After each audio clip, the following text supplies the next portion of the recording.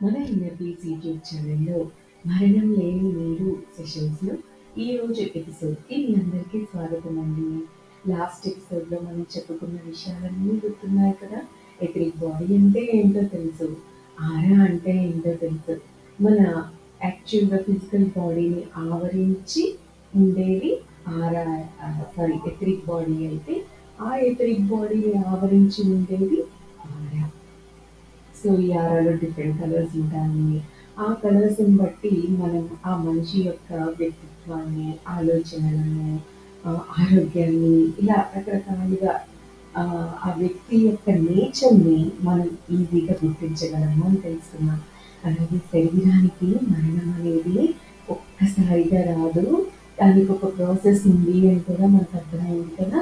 అలా ఈ బాగా హెల్దీగా ఉన్న ఒక పర్సన్ సడన్గా యాక్సిడెంటల్గా దుర్మరణం పాలైతే అతను శరీరం చనిపోయినా కూడా అతని ఈ ఎథరిక్ బాడీ, ఆరా ఇవన్నీ ఫ్రీ చార్జ్లో ఉంటాయి కాబట్టి అది కొంతకాలం వరకు అతను ఫిజికల్ బాడీతో తిరిగిన ఆ ఏరియాస్లో ఆ ఎథరిక్ బాడీ అలా కనిపించడం అనేది జరుగుతూ ఉంటుంది. దాన్ని మనం దెయ్యం అని అనుకుంటూ ఉంటామని చెప్తున్నారు కదా. సో ఎథరిక్ కన్నా ఆరాలు సూక్ష్మమైనవి. మన ఫిజికల్ బాడీ అంటే మన స్థూల శరీరానికి ఎథరిక్ ఎంత సూక్ష్మంగా ఉంటుందో అదే విధంగా ఎథరిక్ శరీరాన్ని ఆవరించి ఉన్న ఆరా అంతకంటే సూక్ష్మంగా ఉంటుంది. ఎథరిక్ శరీరాకృతిని యథాతథంగా ప్రతిబింబిస్తూ ఉంటుంది కదా.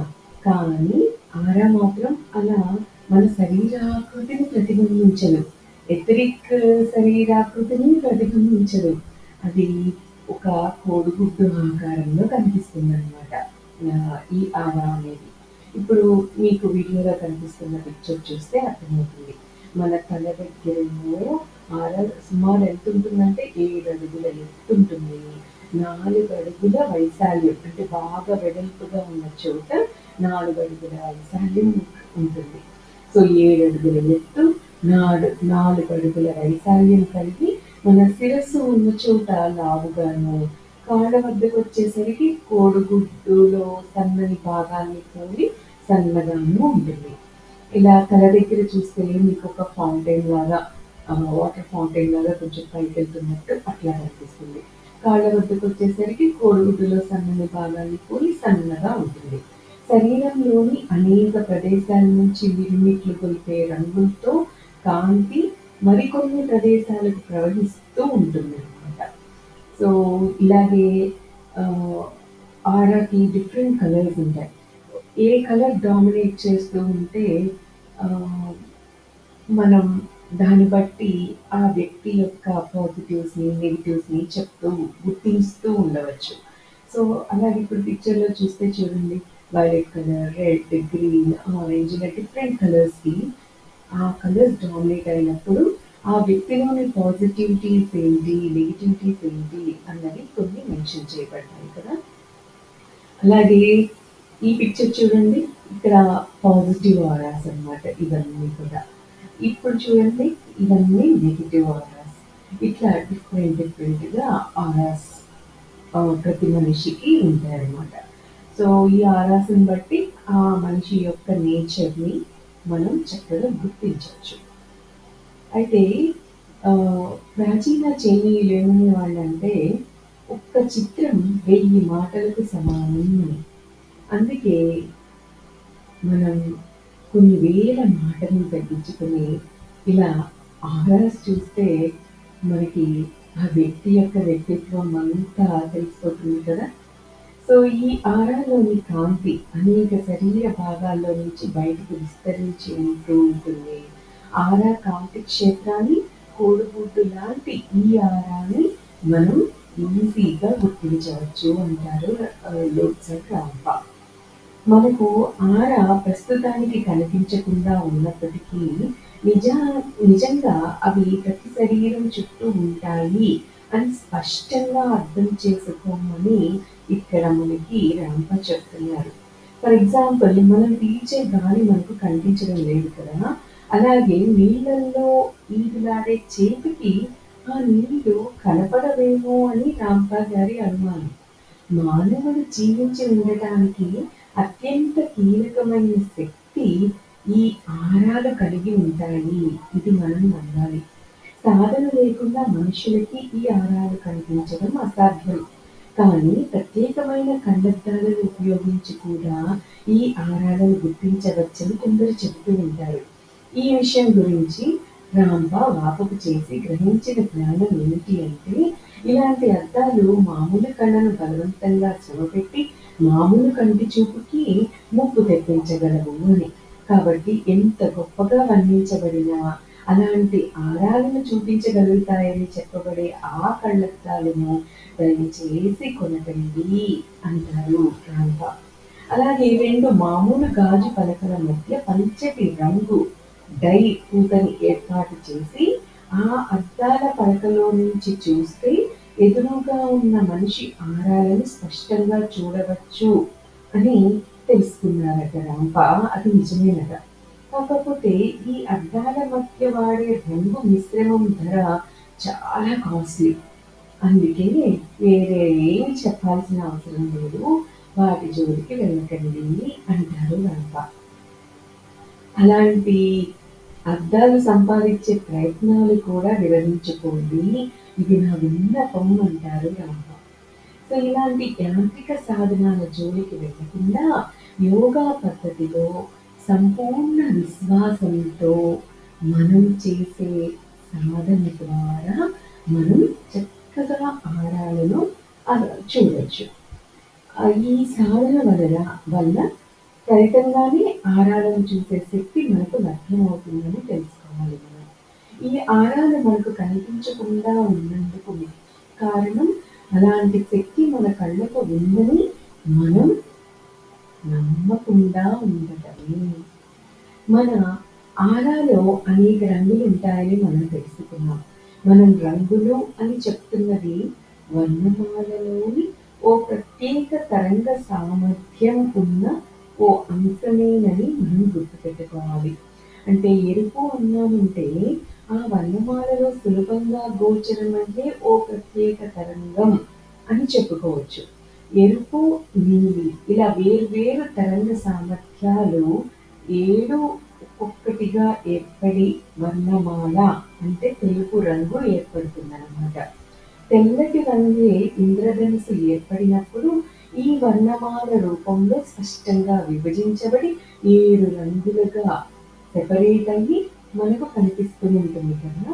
సో ఎర్ర రంగు మన కంటికి చాలా సులభంగా కనపడితే నీలి రంగును గుర్తించడం మాత్రం అంత సులభం కాదు. సో కొంతమందికి నీలి రంగు కనిపించదు. మరి కొంతమందికి ఎర్ర రంగు కనిపించదు. ఆరాన్ని చూడగలిగే సామర్థ్యం ఉన్న వాళ్ళు ముందు మాట్లాడేటప్పుడు కొంత జాగ్రత్తగా ఉండటం మంచిది. ఎందుకంటే వాళ్ళు మన మాటల్లోని అబద్ధాలని సులభంగా గుర్తుపట్టేసి పైకి చెప్పేసి మనల్ని అవమానం పాలు చేయగలరు. అందుకే ఆరా చూడగలిగే సామర్థ్యం ఉన్న వాళ్ళ ముందు మాట్లాడేటప్పుడు మనం కొంచెం జాగ్రత్తగా ఉండాలి అంటారు రాంప. సాధారణంగా మన తల చుట్టూ ఒక నీలి రంగు కాంతి వలయం కానీ లేదా లేత పసుపు రంగు కాంతి వలయం కానీ ఉంటుంది. సో మనం ఒక అబద్ధాన్ని చెప్పగానే ఓ పసుపు ఆకుపచ్చ కాంతి కిరణం ఈ హేలోలో విజృంభించి కనిపిస్తుందట. సో ఈ రంగుని మాటలతో వర్ణించడం కష్టమే కానీ ఒక్కసారి ఈ రంగుని చూడగలిగారంటే మరి జన్మలో ఆ రంగుని మర్చిపోరు అంటారు రాంప. కాబట్టి మనము అబద్ధం ఆడగానే మన తల మీద హేలోలో ఆకుపచ్చ, పసుపు రంగు మంట ఒకటి ఉవ్వెత్తున లేచి మన అబద్ధాన్ని బయటపెట్టేస్తుంది. కాబట్టి మనల్ని మోసం చేసుకున్న వారం అవుతాం. ఈ హేలో మన ఆరా పైభాగంలో ఉంటుంది. ఇందాక చెప్పాను కదా ఫౌంటైన్ లాగా ఉంది చూడండి తల మీద ఫౌంటైన్ లాగా ఇలా పైకొచ్చినట్టు అని దాన్ని హేలో అంటామన్నమాట. అది ఆకుపచ్చగా పసుపు రంగు మంటలాగా వచ్చేస్తుంది అబద్ధం చెప్పగానే. సో మన శరీరం చుట్టూ ఆరా మన కళ్ళ ఎత్తు వరకు మామూలుగా వ్యాపించి ఉంటుంది. ఆ పైన తలపై భాగంలో నీలి రంగుతో కానీ, లేత పసుపు పచ్చ రంగుతో కానీ ఈ హేలో లేక నింబస్ మెరుస్తూ వెలుగుతూ ఉంటుంది. తల మీద నడినెత్తిన పైకి చిమ్మే నీటి ధారలాగా ఓ కాంతి పుంజం కలువ ఆకారంలో విచ్చుకుంటూ మన ఆరా పైభాగంలో భాసిస్తూ ఉంటుంది. సో వర్ణనాత్మకత, భావుకత కల కవులకి 7 దళాల కలువ విచ్చుకున్నట్లే ఈ హేలో కనిపిస్తుందనమాట. సో ఓ వ్యక్తి ఆధ్యాత్మికంగా ఎదుగుతున్న కొద్దీ అతని హేలో రంగు కాషాయ వర్ణం, పసుపు రంగులోకి కొద్ది కొద్దిగా విస్తరిస్తూ గాఢంగా రూపొందుతుంది. ఓ మనిషికి వికారమైన ఆలోచనలు చుట్టుముట్టి ఉంటే ఈ హేలో రంగు బురద మట్టి రంగులోకి దిగిపోయి దాని అంచుల్లో ఆకుపసర పసుపు రంగుల్లో పిచ్చి ఆలోచనలు ఈ బురద రంగుని ఆవరించి కనబడతాయన్నమాట. సో చాలా మందికి ఈ ఆరాలు కనిపిస్తూ ఉంటాయి అని రాంప నమ్ముతారు. ఆరాలను చూస్తూ ఉండి కూడా తామేం చేస్తున్నారో వాళ్ళకి తెలియకుండా చాలా మంది ఉంటున్నారని రాంప అంటుంటారు. అంటే ఒక పురుషుడు లేకపోతే ఓ ఆడపిల్ల ఈ రంగు లేక ఆ రంగు బట్టలు నాకు బాగా నచ్చుతాయి అని చెప్పుకోవడం మనం వింటూనే ఉంటాం కదా! లేకపోతే ఫలానా వాళ్ళకు ఫలానా రంగు డ్రెస్సులు బాగుండవని అనుకోవడం కూడా మనం వింటూనే ఉంటాం. ఇలా ఓ స్త్రీ గాని, పురుషుడు గాని అనుకోవడానికి స్వతసిద్ధంగా తనకి కనిపించినా గుర్తించలేని ఆరా రంగులతో పైన ధరించే రంగు వస్త్రాలు సవ్యంగా అమరి ఉండగలవని తెలుసుకొని ఉండగలగడమే కారణం అంటారు రంప.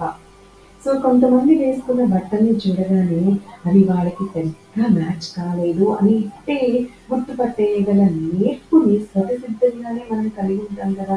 సో ఈ విషయం మనకు నిత్యం అనుభవంలోకి వస్తూనే ఉంటుంది. ఆ బట్టలు వేసుకున్న వ్యక్తికి తెలిసి ఉండక అలాంటి వేషధారణ చేసి ఉన్నా చూస్తున్న మనకి ఆ దుస్తులు ఎబ్బెట్టుగా కనిపించక మానదు కదా. కాబట్టి మనలో చాలా మంది ఆరాన్ని చూసే సామర్థ్యం కలిగి ఉన్నట్లే. సో నేరుగా ఆరాన్ని చూడలేకపోయినా మార్గాంతంలో దాన్ని కనీసం గుర్తుపట్టగలిగి ఉండే ఉంటాం. లేదా మనిషి చుట్టూ ఆరా ఉండి ఉంటుందని కనీసం తెలుసుకొని ఉంటామనే విషయం కానీ స్పష్టంగా అర్థమవుతుంది కదా. కానీ చిన్నప్పటి నుంచి తాము వంట పట్టించుకున్న ఆచార వ్యవహారాల వల్ల వింతలని వెర్రిగా చూడడం మంచిది కాదు అనే చిన్ననాటి అభిప్రాయాల వల్ల మన మనసుని మనమే మభ్యపెట్టుకుని, మనమే సొంతంగా హిప్నటైజ్ చేసుకొని, మనకు ఆరాలు కనపడడం లేదు అని అనుకుంటూ ఉండిపోవటం కూడా. సో కొన్ని డ్రెస్సులు మనకు బాగా సూట్ అవుతాయి. వాటిని ధరిస్తే మనం ఎంతో ఉత్సాహంగా ఉరకలు వేస్తూ ఉంటాము. ప్రశాంతంగా లేక గంభీరంగా ఉంటాము. మరి వేరే రంగు బట్టల్లో ఉన్నప్పుడు మనకు చికాకు, ఆందోళన, దిగులు లేకపోతే ఆ డ్రెస్‌ని తీసి పారేసేంత ఆహ్, తీసి పారేసే వరకు అనారోగ్యం కూడా కలుగుతుందనే విషయం మన అనుభవంలోకి వచ్చే ఉంటుంది. సో ఓ గదిలోకి మనం వెళ్ళగానే ఆ రూమ్ గోడలకి వేసి ఉన్న రంగులు గమనించినప్పుడు కొన్నిసార్లు మన మనసుకి ప్రశాంతత చేకూరినట్లు అనిపిస్తూ ఉంటుంది. మరికొన్ని గదుల్లోని రంగులు గమనించినప్పుడు మనం ఉద్రేకానికి లేదా అశాంతికి గురి కావచ్చు. రకరకాల ప్రకంపనాలకి ఈ ఫ్రీక్వెన్సీస్‌కి ఒక్కో రంగు పేరు మనం పెట్టుకొని ఉన్నామన్న సత్యాన్ని మనం ఇక్కడ గుర్తించాలి. ఎరుపు రంగు ఒక నిర్జీత ఒక నిర్ణీత వేగంతో పయనించే తరంగమని, ఆకుపచ్చ రంగు మరో ప్రకంపన ఇంకో ఫ్రీక్వెన్సీ కలిగిన వేవ్ అని, నలుపు రంగు ఇంకో తీవ్రతను పొందిన తరంగమని మనం గుర్తిస్తే ఆ రంగుల్ని గమనించినప్పుడు మనలో కలిగే ప్రశాంతత, ఉద్విగ్నత, ఉదాసీనత, దిగుళ్ళు లాంటి భావాలకు అర్థం మనకి చక్కగా తెలుస్తుంది. మనకు వినిపించే శబ్దాల తీవ్రత అధికమైతే మనకు ఎలా తిక్కరేగుతుందో మనకు కనిపించని కాంతి తరంగాల తీవ్రత కూడా మనలోని ఆధ్యాత్మిక తత్వాన్ని, అలాగే భగ్నం చేయవచ్చు. సో, ఈ విషయాలను మనం జాగ్రత్తగా అర్థం చేసుకోవాలి. అర్థం చేసుకొని వాటిని బాగా గుర్తుపెట్టుకున్నప్పుడు మనం మన నెక్స్ట్ ఎపిసోడ్‌లో ఆరా వర్ణాల గురించి డిస్కస్ చేసుకుందాం. అప్పుడు మనకి ఆ ఆరా వర్ణాల గురించి చక్కగా అర్థమవుతుంది. దట్స్ ఆల్ ఫర్ టుడే అండి. Have a great day. Thank you. Thank you. Thank you.